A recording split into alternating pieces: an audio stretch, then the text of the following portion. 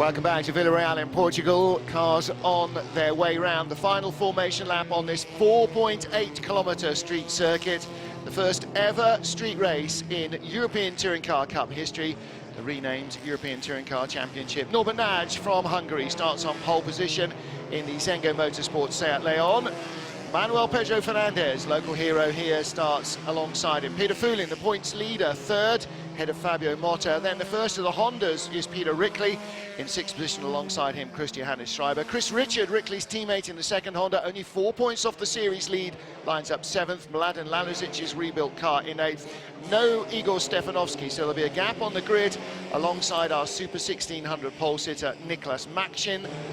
So two classes, Super 2000, and those are the Seats and the Hondas in this particular race, and Super 1600, where we have got Fords and Peugeots. So we have a couple of Peugeot 207s and a bunch of Ford Fiestas, and in the Super 2000s we have a couple of Hondas and a bunch of Seat Leons. And the green and grey car, Norbert Nagy, racing for Zengo Motorsport. And on the grid with him was not only team boss Zoltan Zengo, but also Daniel Nagy, the 18-year-old, not related, who makes his World Touring Car debut for Zengo Motorsport in a Honda later on during the day.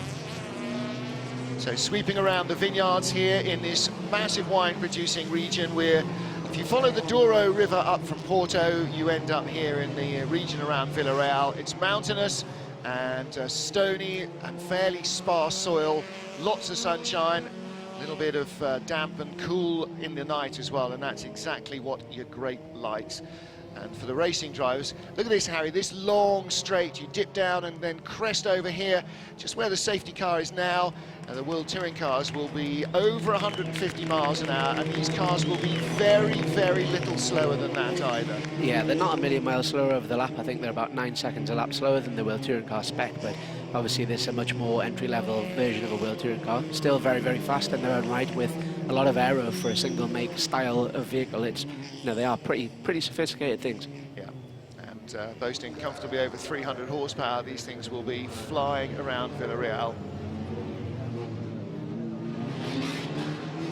So we are getting ready for the first start here in Villarreal for the European Touring Car Cup. Cars now forming up 2 by 2 on either side of the streets of this small Portuguese town. Medium-sized town, small city, let's say. Safety car will lead them around the roundabout.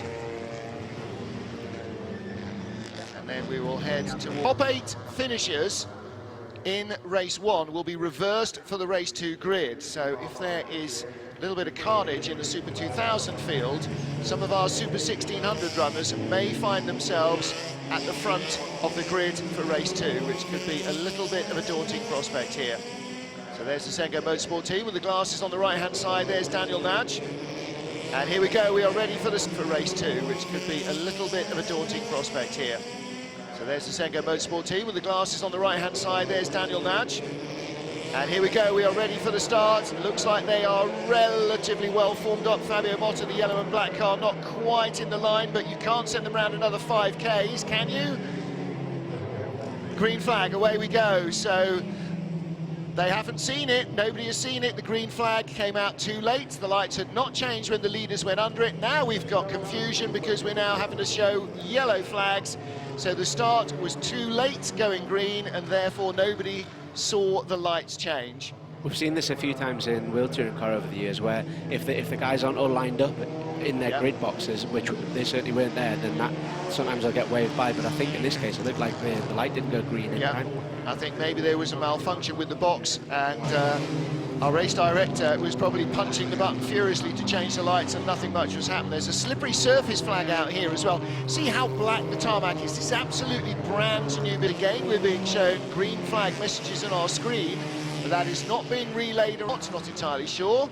Well, now the yellows are being withdrawn, or should be withdrawn, because again we're being shown green flag messages on our screen, but that is not being relayed around the circuit. Nobody yet is accelerating up to racing speed, or are they? No, they're all still weaving. They still think they're on a formation lap. So this is now going to bring our race duration down from 11 to 10 laps. Is the answer to that. I think we've seen historically they've actually... You only add laps in the incidence of using a safety car. I don't know is the answer to that. I think we've seen historically they've actually reduced the laps. Well, I think so. Speed was pretty much covered by the safety car. I didn't exactly see fast, and then the safety car pulled out as they were coming through the final chicane. So speed was pretty much covered by the safety car. I didn't exactly see our pole man, Norbert Naj, in the green car flooring it and heading for the hills. Well, the way it usually works, because more often than not these cars won't have a speedo, so it won't tell you exactly how fast you're going, but they'll know that at, say, 2,500 RPM in first gear, you are going the 40k or whatever the specification. Well, they'll have been following the safety car, which will have been forming them up at the 80Ks that our race director wanted them to be formed up at. So he will have been a radio contact in a road car with a speedo, so he absolutely would have had them at the right pace. All you've got to do is hold that pace. I have to say, it didn't look like Norbert Naj made a break for freedom. No. I thought that was very, very restrained. They were just cruising along, waiting for the lights to change, and in the end they didn't change. So it was a little bit of miscommunication, I think. And Fabio Motta was a little bit out of line. A couple of Super 1600s weren't in the best position, maybe, but they need to form up again. So they should come back 2 by 2. So out of this chicane, you can see the road in front has got sort of a central turning lane. And that makes it quite easy because you've got two really clearly defined set of lines. The drivers should know, and certainly should be reminded by their teams, to form up side by side. So here we go. Again, looks like decent speed being held by the pole man. Alongside him, Manuel Pedro Fernandez is not making any attempts to hurry it all up. This looks entirely clean so far. Super 1600s need to catch the train up a little bit. Again, as on the previous lap, I have to say, I think Norbert Naj has done a good job. He should go green this time, and hopefully he will give them plenty of opportunity to see the lights. So red lights are on. He should go green this time, and hopefully he will give them plenty of opportunity to see the lights. So red lights are on, still on. Well, again, they're coming round a roundabout, but it all looks clean enough. Might turn a bit fraught. They're 3 wide at the back. Front row men, ooh, 3 wide in Super 1600 behind. A little bit of ambition there, might turn a bit fraught. They're 3 wide at the back. And it is Daniel Naj who leads the white car with red highlights. Manuel Pedro Fernandez, then in 3rd place. Peter Foulin, that grey Seat with all the red and orange on. He's the first of them, the multicoloured car. That's Nicholas Machin. Harry, that was a good clean. Got jumped away from the start. And then the Super 1600 cars. The first of them, the multicoloured car. That's Nicholas Machin. Harry, that was a good clean start. And now we have to find out how easy or hard overtaking is around this circuit. Yeah, it was, and certainly you've got between turn 3 and 4, which is if you're on the outside, on the left-hand side as you go into the corner, if you can hold the line around the outside, then you've then got the inside for turn 4, which is a little bit tighter, because I think something I was expecting maybe a little bit of a run from Manuel Pedro. Yeah. I thought he might have been able to hold it around the outside there, but yeah, it's a pretty tough thing to do on a street circuit as well, and fairly ballsy to go around the outside. Well, Norbert Naj was perhaps a surprise at qualifying, pulled out 3/10 over Manuel Pedro Fernandez, but Fernandez now right with him. This is one of the quickest parts of the circuit. And you can see they are really motoring on here. Piling down the hill into this chicane. Very tight, and Fernandez goes straight through, and Naj was up on 2 wheels there. He really hit the inside curve very hard with the front wheels of his Seat, and that fired him up into the air. But he has the lead. That is not Peter Foulin in 2nd place. Don't be fooled. See what I did there? I'll get my coach. Manuel Pedro Fernandez having a good run around the outside, down to the roundabout. Yikes, and Harry, you do not want to get that wrong. That is a massive concrete bastion there. The size of that roundabout is very intimidating indeed. Yeah, he did well to get the overlap there, but as you say, there's no way around either side on that corner, so it's pretty tough to pass there. If you go to the left, incidentally, at that roundabout, you drop down into the pit lane, so you can't sort of split it like you sometimes see on the Tour de France. The peloton will go around traffic islands. It doesn't. You don't come back. You just disappear off down to on the sharp left. So, but he's got the bit between his teeth. Peter Foulin there in third place. The second of our Portuguese drivers, the yellow and black car, that's Fabio Motta in fourth position. And it's a similar deal there. Foulin has got pressure from behind from a local hero who wants to get by. But Motta can't find a way by yet, and you know, this is something you don't learn in free practice, you don't learn in qualifying, you have to then learn in the race. Where can I actually pass? Yeah, these top two seem to be dropping the rest of the pack quite quickly, and the pressure that, you know, that Nagy must be having up there trying to defend this is going to be pretty intense, I think. Yeah, well, there is the Zengo Motorsport team. Their World Touring cars, for the first time, two of them will be on the grid later on this afternoon. Norbert Nagy rides the chicane. You could hear the wheel spin there, couldn't you, quite clearly? Big whirr as it flew. Yellow flags are out behind them, so there's been an incident in the Super 1600 field. And again, the wall cam there shows just how quickly they're motoring on. And again, Fernandez is trying to use the slipstream to find something. He's going to have to make a really brave attack down to the chicane. Through these fast two left-handers, enough to close up, but not enough to overlap. And even if you do, yeah, trying to get by somebody there in the braking area is going to be tough. Yeah, definitely. It looks like Pedro has got the advantage in sector 1, I would say, and then sector 2 and 3. Nagy seems to be able to pull away a little bit again. Nagy hasn't raced on the track before. Not sure if Manuel Pedro Fernandez raced here at Villarreal last year in a support race series. It's possible, I'm not sure, but either way, you know, nobody else has raced on this track in a long while, certainly not in this current format. So the fact that he is Portuguese does not necessarily give him a knowledge advantage of this circuit. As you can see, it's a road track, it's not a permanent facility. It's only the second time that this format of the track has been used. Unless he lives here and he's the local nuisance and drives around the tracks like, well, you know, streets like this all the time. If he's doing 240 Ks around the streets at night, I'm sure everybody's well aware of that, definitely. Here is our Super 1600 battle. Nicholas Maxin in the black car leading has gone away. This is Andreas Rinke, the 86, and the all-white 85 behind. That is Thomas Koreny, so the driver from the Czech Republic. Koreny. And Nicholas Maxin, the leader, and Kevin Hilgenhöfel in second place. Drive-through for car 11, reversing in the pit lane. It's Chris Richard, who's second in the championship at the moment. He is second in the championship. Peter Foulin, third on the road. Chris Richard is currently seventh on the road. Reversing in the pit lane when? Before they went out to the dummy grid, and why has it now taken 3 laps of the race to apply the penalty? It must have been before the pit lane closed, I guess. You know, perhaps. That's going to be a big blow for his championship, though, nonetheless. Absolutely, a big fat 0 is not going to help at all. So Peter Foulin only 4 points in front in the championship. Foulin won both races in France. Richard won both races in Slovakia, and they won 1 apiece on the Nordschleife last time out. And what an adventure for the European Touring Car Cup. They raced on the Nordschleife last time out, and now they're on the street circuit for the first time, probably for most of them, in their entire careers. Yeah, some fantastic tracks coming up, and it's a great feeder series. You know, people who normally graduate from this championship, it's the step between doing a domestic series and then going into something like World Touring Car. Yep, absolutely. Give a bit of experience of international circuits, a bit of experience of how the FIA works, and it's great to be able to go to some proper real circuits as well. Just saw Daniel Neerman's black and blue Fiesta pulling into the pit lane.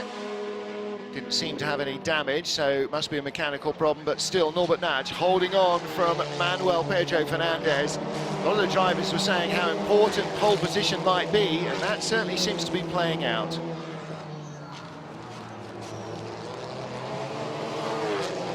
Peter Foulin in third place in the opening race of the European Touring Car Cup here on the streets of Villarreal, just setting the fastest lap of his race. That is 4/10 slower than the fastest lap set by the leader, who is the green and grey car, Norbert Nagy. And around the outside comes Manuel Pedro Fernandez. Harry Folkard, fantastic overlap, wheel-to-wheel racing here, but is Naj struggling? How has Fernandez been able to get so close? Why are they weaving? Well, I think you're right. I mean, it was a very bold move to try and go around the outside there, but I think he can see Fulham catching up behind, so Fernandez knows that he's got to force the issue, and in the attempt of that move, he's now pushed those guys, he's bunched that whole pack right up, so I don't think that Naj necessarily has an issue, but perhaps he's just kind of, having that sort of attention from behind you.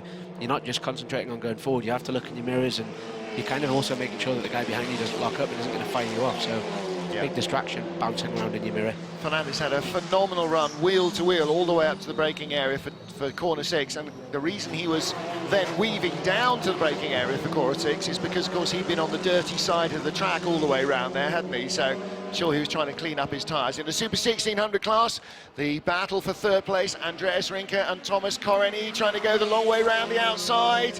Same deal, and look at that. Big ballsy move, and Koreni goes through in the Fiesta up to third place. So you can race wheel to wheel. Now, I wonder if our World Touring Car drivers will have the grip to be able to try and do that wheel to wheel, because that is maybe easier in the Super 1600 cars. Yeah, I agree. I don't think that's going to be possible in WTCC. Or if it is, it's going to be very, very touch and go. Yeah. I mean, the deal there, obviously, is the Super 1600 cars are slower with less grip, but they are being driven, pretty much on their limits. So I know Koreni and Rinke may be able to wring the last ounce of performance out of them in the way that our World Touring Car stars do, but on the other hand, that was good, clean racing, wheel to wheel. Now this top 4 are all lapping in the 206s now, where the previous 2 laps, Nagy and Fernandez, were both in the 10 in the 9s, sorry, the 209s. So they've definitely picked up the pace a little bit. And these are all Seat Leons, don't forget. This is the battle behind Christian Schreiber, ahead of Peter Rickley and Chris Richard. And those 2 red and turquoise cars are the only Honda Civics in the field. Now, normally they've been very competitive. As I said, Chris Richard and Peter Rickley both had good outings in the rain in Paul Ricard. Not quite as fortunate, perhaps, as they might have been, either of them. Chris Richard got tagged out in both races. One he recovered from, the other was terminal. But he then went on to win both races in Slovakia and was second in both races, second in one and won the other in the Nordschleife. So Richard's got a competitive pace, but the car just doesn't seem to work as well as the Seats on this track. And as you say, this lead group are really just motoring away. Yeah, only halfway through as well, half distance, and it's certainly bunching up, if anything. And they are catching the first Super 1600 runner they'll come across, and that's Ukrainian lady Ksenia Nix. This could be the opportunity that... Oh, down the inside comes Motta, goes right by Peter Fulin and runs into the dirt and the wall, and that's the end of his race. It was a brave move, but he's broken the left steering arm, and Fabio Motta is out of it now. Oh, the leader somehow gets by Ksenia Nix. My goodness, I'm not sure that if he tries that another 100 times, it'll come off even one more. Well, Motta dives in, and then he gets down over the crest of the road, onto all the dirt and the marbles, and into the wall, and broken steering is the result. Yeah, you can see the positive camber on that front left wheel from the contact with the wall. That's game over, unfortunately, for him. But we saw that yesterday a few times, people running wide in that dirt there. Yeah.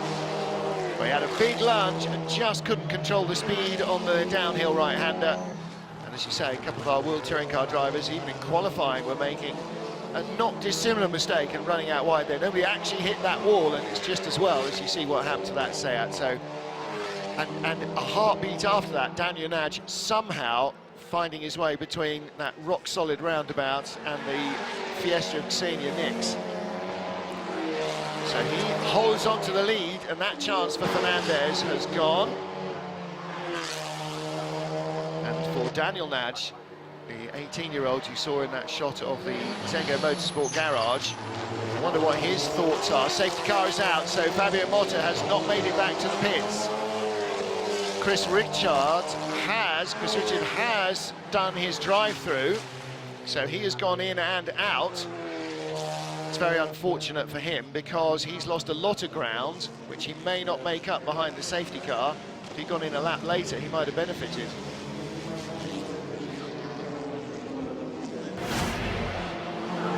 Fabio Motta lunging to the inside of Peter Fulin, drifting out wide onto the dirt. Harry, no way back. No, and it's so hard when you're braking as late as he did there and trying to pull in a tighter line. To be honest, it was probably never going to happen. Actually, it was God, fortune favours the brave, don't they? Yeah, not always though, I'm afraid. Fabio Motta's car stranded there now, and not in a safe position either. It's not sort of offline. It is very much where you will go if you run off wide. Taking a look again at the start of the race, the second time of asking, they got a clean getaway. Look how they went 3 wide behind in Super 1600s, and then 3 wide further back as well. Daniel Nagy dominating the start. He did a good job of, Norman Archali did a good job of controlling the start, and has done a good job of controlling local hero Manuel Pedro Fernandez ever since. So Fernandez in the white Seat Leon has been the thorn in his side. Nagy got in, that was the first lap, got into that chicane so late there. Yeah, he did well to get it. Really didn't make it out, did he? He did well to get it stopped and turned around, and didn't he? You know, I think actually what we saw there was Fernandez bailing out. I don't think he believed he would make it, and he thought, I'm going to take avoiding action here so I don't get caught up in his accident. I agree entirely, but Nagy somehow hauled it away from the wall, and that was close, very close. So Chris Richard has done his drive-through penalty, so he will now be beetling round the track as moderately fast as he can to join the back of the safety car queue, in the hope that it doesn't go green before he gets there. And it shouldn't, I think. And I would think we'll probably have another lap before Fabio Motta's car is hitched and towed. This is actually probably quite good news for Chris Richard. Yeah. He can pass a lot of these 1600s when he gets on the back of them. He'll be able to go through them like a hot knife through butter, I would imagine, especially after the restart. So he went into the pit lane from 6th, and there are only, well, now he's 7th in Super 1600. There are only 7 Super 1600 cars still running, so once he's got by the Super 1600s, sorry, only 7 Super 2000s, once he's got by the Super 1600s, he won't actually have lost more than 1 place, because he was in front of Mladen Lalazic, and he will possibly finish behind him. However, top 8 in the race finishing order are reversed for the race 2 grid, so he will likely start on the front row of the grid. There is Chris Richard, in fact. He's already behind Mladen Lalazic, and is Lalazic behind the Super 6? Ksenia Nix is in front, and she's been lapped by the top 5, so that will be a bit of a stopper in a bottle, won't it, the Super 1600 car when they get released. Yeah. Lalazic is going to have to try and get round, and so Chris Richard rather, will already be trying to plan how he's going to jump the Seat in front of him. Well, actually, he's almost gained. He has in fact gained a position, hasn't he? Since with the demise of Motta, he's now back where he was before the drive-through. So that's kind of worked out really well for him. Yeah, it could have been worse. It's the least worst situation that he could have run into, I think. Yeah, I think we'll see the Super 1600s. Is there that one there that's in the way? Yeah, there's that one in the mix, the blue one. That I'm sure they'll just get out the way there. It's not she will definitely do her level best. Yeah, she's not going to be able to hold them off, and won't be wanting to hold them off either. So Ksenia Nix in the yellow and blue colours of Ukraine, her home country, in that 82 Ford Fiesta, in amongst the quicker cars. Interesting that the rest of the Super 1600s have not been able to catch up yet behind the safety car, whereas you sort of would expect them to. Safety car's not exactly going quickly. A Super 1600, even under yellow flags, should be going quickly enough to catch this train. Otherwise, they will come across a clump of them somewhere else. Okay, unfortunately now, safety car is just starting another lap. So as Fabio Motta's car leaves, it's just a little too late. So what does that mean for Motta after repair time? Obviously the car will now be out of Parc Fermé anyway. He's going to have to. He's going to have to take the car at Parc Fermé. You know, they're going to start at the back of the grid anyway, because you start where you finish. So he will be second last. Stefanowski's not going to start. So at the moment there is 1 car running that has done only the same number of laps, so Fabio Motta will be last. So yeah, set 2 now, you're going to lose absolutely nothing. Fabio Motta is Stefanowski's teammate, isn't he? Yeah. So they both had incidents yesterday, and Yeah. Stefanowski's car is obviously repairable, so not been the best weekend for touches with walls for that team. No, we saw that the right front corner of Stefanowski's car was in its various component parts and needed a bucket. The left front corner might have survived, you never know. I mean, you know, the law of Murphy says if there's only one corner, it's not the one you need, but you never know. Fabio Motta might be lucky, they might have enough spares. Yeah, looking at the angle that the right rear wheel was on, I'm guessing the front, either the rear's been in or the left front's probably gone as well, I would imagine. It looked fairly second-hand. It looked like he'd used most panels to slow himself down somewhere. I didn't see the accident at all, but it did look like it was a bit of a wrong 'un. So I think the Super 1600s are starting to catch the train. The safety car will come in this lap, and the reason it didn't come in the previous lap, although the obstruction was out of the way by the time they got to line, is the obstruction was not out of the way before it left timing sector 2. And the deal is, if you don't turn, if you can't tell them, you know, as you're just getting started, oh yeah, go, go, go. There is a strict regime for doing this, and the lights have to go out at the end of timing sector 2 to give drivers fair notice that they are going to go green again.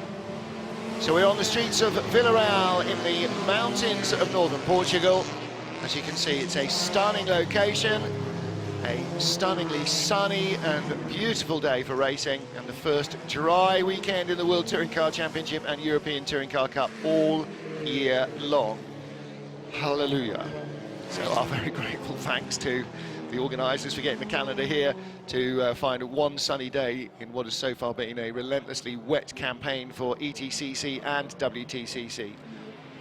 Lights will go off on our safety car around the next corner as they exit timing sector 2. You'll see a white stripe across the road. Now you see lots of white stripes on the road, but it's not a pedestrian crossing. When he gets out of the final timing sector, there you go, lights go off and we are ready to go green once more. Down the hill come the field behind the safety car, which is just about to pull in. Race has now been extended to 13 laps from its original 11. Those two to allow for 2 laps of safety car. Your race leader is Norbert Nudge in the green and black Seat Leon. Right behind him, red, white and black, is Manuel Pedro Fernandez. And as they go green again, with 9 laps completed, going on to lap 10 of 13, Fernandez will continue to try and find a way by Nudge. In 3rd place is Peter Fulin, 4th is Christiane Schreiber, 5th is Peter Rickley, and dropped back immediately from Rickley at the start is Mladen Lalazic and Kevin Richard, and they were stuck behind the Super 1600 car of Ksenia Nix, who will not have been as quick through the chicane, so that has already broken up this little group. So the top 5 together, and there is Mladen Lalazic, his car rebuilt into a spare shell that the team had. They ran 2 cars last year, only Lalazic this year. His car crashed and the front end burned out, Harry, in practice yesterday. So Lalazic in the T car, that's a word you haven't heard in many years. Yeah, we were having a look at the remnants of what had happened yesterday, and obviously fairly big crash, and then must have burst like an oil line or a fuel line or something, and that sprayed over the engine, and obviously the engine bay caught fire, so made a bit of a mess of the other car. Norbert Nudge flies over the chicane halfway round. Oh, the Honda trying to get a bit of an overlap there on the inside. I think he did, in fact.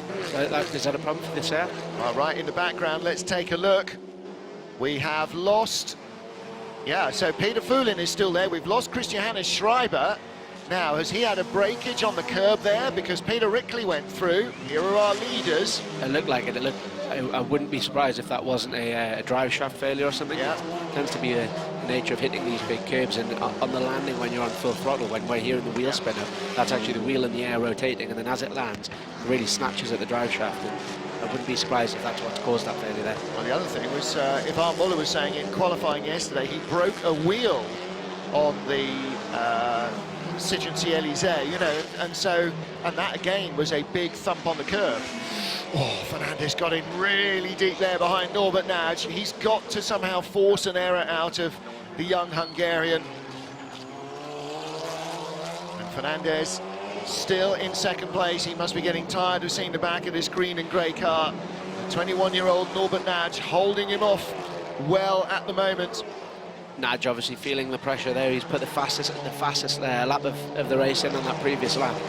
The tyres are a little bit older now and a bit more tired and a bit hotter as well. Pressures are up there and surface temperatures are creeping up, so it's definitely trying to crack on to build a bit of a gap.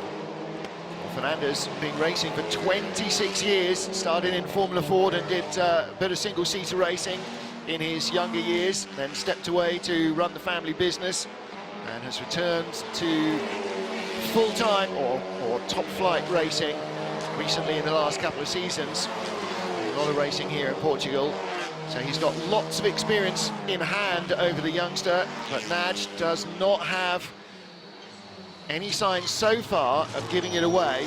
It will be the tiniest little mistake riding a curve. You can see all the crowd cheering on Fernandez. Peter Fulin looking for a podium in third, the championship leader, not part of this battle, hasn't been close to them except at the rolling start or behind the safety car. And he goes by the abandoned car of Christian Hannes Schreiber. He's pulled in on lay-by there, but the sausage butty van isn't there, so he's going to be a little short on sustenance. And the problem for Schreiber now is he can't get the car back to the pits, they can't start working on it, so they're going to have to try and fix the car in the 15-minute repair time if it gets back there in time. So that's a real problem for him making the start of race 2, because he's stranded out on the circuit. Yeah, and it'll take a long time to get the car back from out there as well, as you say. It's especially if the next race, well, we've got repair time, so may well be able to do it in that time. But you've got the master and the trainee here, haven't you? Yeah. Naj is only 22 years old, and as you say, Fernandez has been at this game 26 years. Fernandez has been racing longer than Naj has been alive. Breathing. Yeah. Exactly right, exactly right. Not the entire time, but he has got plenty of experience. Here's Mladen Lalazic and Chris Richard. Lalazic didn't quite get the chicane right there. Chris Richard had dropped back a little, I noticed in the last shot, and that's exactly why. Lalazic with the fastest final sector of the lot. Well, that happens if you don't slow down for chicanes. Yeah, so that will be disallowed. Good way to build a bit of a gap there, I always find. Well, you know, gaining an advantage, though, even if you don't pass somebody, he did gain ground, so there might be a little bit of a time penalty for that. We'll have to wait and see. Well, there's the Peter Wrigley Motorsport team watching with interest. Peter in 4th and Kevin Richards still in 6th place. So at the moment, whatever happens at the front, in 7th and 8th, we have 2 Super 1600 cars. Nicholas Machin, the points leader, the reigning champion in Super 1600 with his Ford Fiesta, and Kevin Hilgenhöfel in his Peugeot 207 is 8th. So Hilgenhöfel will start on pole. There is Nicholas Machin. He will start 2nd on the grid for race 2 at the moment. And at the moment, look at the back end moving around on that. He's really ragging that, isn't he? And you know, exactly what you want to see. Little Fiesta up on its toes, dancing around. No Uli Kraft here. Now, I don't know why Uli Kraft hasn't come here. She's 3rd in the championship. She had oh yes, of course, she had that big shunt at the Nordschleife, which really not only wrecked the car, but knocked the wind out of her sails. So I wonder if there is no car for Uli Kraft. That might well be why she's not here. Matching 1.4 seconds faster on his fastest lap than anyone else. Look at Fernandez, he finally gets the mistake from Norbert Naj, and through he goes on the penultimate lap. This is lap 12 of 13, and the pressure told. And Daniel Naj there watching as his namesake. Naj has a problem, I think. Yeah, I think he has. Maybe he's just got filth on the tyres. He was sort of very offline and very defensive coming down the hill to the roundabout, and he has vanished. He has not made it out of the roundabout. Did he pull into the pit lane? No, yes he has. He's driven into the pit lane. So the last lap, here we go. This is the end of it. He was very defensive coming down the hill. He was right in the middle of the road, didn't take the racing line anywhere, and only just avoided that. And have the brakes gone to the floor, or has he got some other issue? George, get your head out of shot. It's got to be disappointing, Matt, after he's done all the hard way. Disappointing. So Norbert Naj is in the pits, and the leader now comes around Super 1600 Fiesta that's been in the pits as well. And that was Daniel Neerman. He pulled in early on. Well, he's still got an engine. Puncture. Oh my goodness. Final lap. There you go. Well, that was really a hugely tough break for Norbert Nudge. Yeah, and that's why he was trying to rein the car in down the middle of the road, because he was worried that if he used the racing line, he'd never get it away from the wall. Oh, he's going to be so disappointed with that. Absolute shocker. He had no points at all out of Germany from the Nordschleife, and what should have been a full house 10-point victory has gone west with a puncture at the end of the penultimate lap. So it's a shoe-in for Manuel Pedro Fernandez, because Peter Foulin, who's now in second place, had no chance of catching him. Peter Rickley up to third place has really inherited that. Mladen Lalazic and Chris Richard now. This is the battle for fourth place. So Richard in fifth. Could not have imagined when he was told he's got a drive-through that he might be battling for fourth. I'm not sure he's going to risk too much, because he will be the top Super 2000 car on the grid at this rate and has a great opportunity to win race 2. Yeah, that's worked out really well for him. Only 2 places between him and his nearest rival in the championship after a drive-through penalty. And absolutely. Obviously been gifted a lot of those places through the demise of others, but nonetheless, it still comes the same. And in fact, he qualified 3 places behind Peter Foulin. He's going to finish 2 behind him. So Manuel Pedro Fernandez, in what is a one-off appearance here in Villarreal, wins. Peter Foulin second, Peter Rickley in third in the Honda, and then Mladen Lalazic, number 17, in fourth place. Chris Richard in fifth, and then it'll be a while before Nicholas Machin gets to us. Here is the battle for second in Super 1600. Kevin Hilgenhöfel in the blue Peugeot has now lost pole for the race to Thomas Koreny, the driver from the Czech Republic behind him, in that white Ford Fiesta. So those are your front row starters, because the top 8 from race 1 are reversed to form the top 8 on the race 2 grid. And so Thomas Koreny, car number 85, who's currently racing to third place in Super 1600, will be our pole starter for the second race. There's Nicholas Machin, another win in the books. He had 2 wins at Paul Ricard. He won the second race in Slovakia and the second race on the Nordschleife.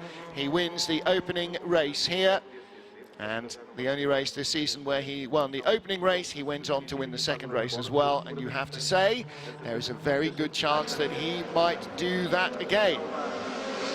Here is the battle for second in Super 1600, piling on down the hill into the roundabout for the final time, and Hilgenhöfel just gets it anchored up in time. It's a drag race to the line, but he takes second, and Koreny throwing the Fiesta around in third. Well, plenty of action there, wasn't there? There was plenty of action there. And Manuel Pedro Fernandez, our race winner. Lots of Portuguese flags, lots of Portuguese support for him, as there was too for Fabio Motta, who unfortunately crashed out. But the Peter Rickley Motorsport team very happy with that. Peter in third place, and Chris Richard back up to fifth after a drive-through. And the safety car kind of saved his bacon a bit. In the end, he didn't get by Mladen Lalazic, but in fact, he would have still scored points as being the next best Super 2000 car, no matter how far back he'd have been. So Nicholas Machin, our Super 1600 winner. You wonder where he's going to go next year. Last year's Super 1600 champion, this year's Super 1600 points leader, and seems unlikely that he will not be champion. He's got a 20-plus point lead now over Andreas Rinke. Because Rinke only finished fourth, so that's 10, 8, 6, 5. So he's got 5 points more. It was 17, it's now 22 points his advantage. And there's the moment where it all went finally wrong for Norbert Nudge. And in fact, as you look at it in slow-mo, Harry, you could see the carcass waving around on the wheels. So yeah, tough break. It is really, really frustrating for him. I love it how the Portuguese get so far behind all their local drivers. They absolutely love it, don't they? Yeah, massively so, massively so. Do you think he had that in there, or has he been given it by someone? No, I think he's picked it up through the fence somewhere, or Marshall's giving it to him or something. Yeah, it's, one of the crowd has handed him a flag. Of course, Portugal playing last night in the Euro 2016 competition, went through in the 117th minute. Now we have another Portuguese winner to start the day here in Villarreal. So good news for the fans all round. There is your result. Don't forget you can join us for the second race too from Villarreal coming up shortly on Eurosport 2.